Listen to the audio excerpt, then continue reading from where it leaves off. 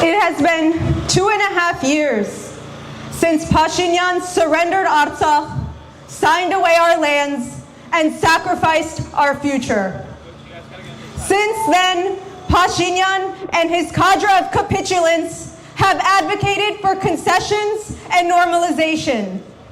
Concessions to the butchers in Baku by handing over our nation to those who seek to eliminate Artsakh and Armenia. Normalization with the terrorists in Turkey who continue their attempted displacement and extermination of the Armenian people over 100 years after the genocide. This liar asks us today to believe that his new concessions will bring new opportunities. He asks us to accept that his further surrender of Armenian soil will usher in a new age of peace and prosperity. However, we know this to be false.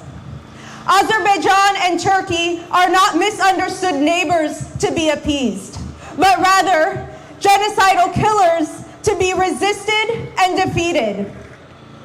There is no path to peace as we stand here together on the 199th day of Azerbaijan's inhumane genocidal blockade of Artsakh.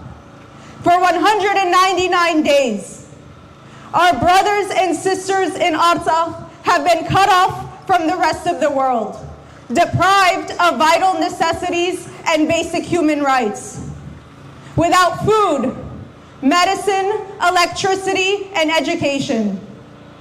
And what has Nikol Pashinyan done to protect Artsakh and the Armenians who have been living on our ancestral lands for generations? For Armenians in Artsakh, across Armenia and around the world, Pashinyan's catastrophic regime has failed our nation. But Nikol Pashinyan got what he wanted. Listen to his own words, read his own writings, look at his own actions. The facts bear out this painful truth. Pashinyan never wanted Artsakh. He said so in his book when he called Artsakh a liability. While Artsakh is under siege, he made a declaration recognizing Azerbaijan's territorial integrity. He surely never respected Artsakh. He demonized Artsakh citizens and leaders, dragging them down to build himself up.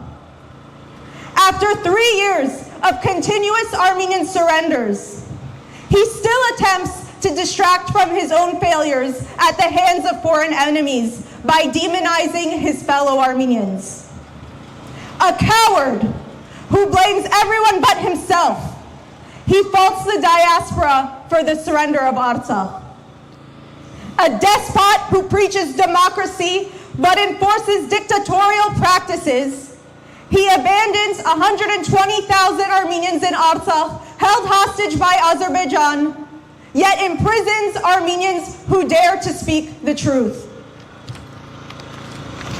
An expert at injecting venom and hate into Armenian hearts, he attempts to create a divide between the citizens of Armenia and diasporans across the world.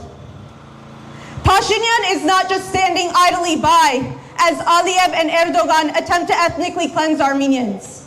He is aiding and abetting their pan-Turkic dreams, making them more of a reality with every day that passes. Nikol is not a true Armenian leader. If he was, he would not concede Artsakh to the enemy. He would not dishonor our sacred martyrs. He would not betray future generations yet unborn.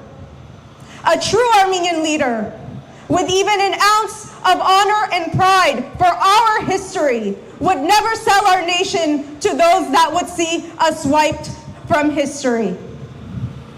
Nikol Pashinyan does not deserve to walk on the lands that so many gave their lives to defend. We are accustomed to fighting our external enemies, but Pashinyan is the enemy within, and we will continue to fight every step he takes towards the surrender of our homeland and the continued genocide of our people. Nikol Pashinyan is a traitor to the Armenian nation, and Artsakh is not his to sacrifice. Artsakh belongs to the Armenian people, and we decide its fate. The destructive Pashinyan regime is doubling down on weakness and concessions. But we, the diaspora, will stand strong and true, shoulder to shoulder with Armenians across the world, and will double down on our struggle for justice and recognition.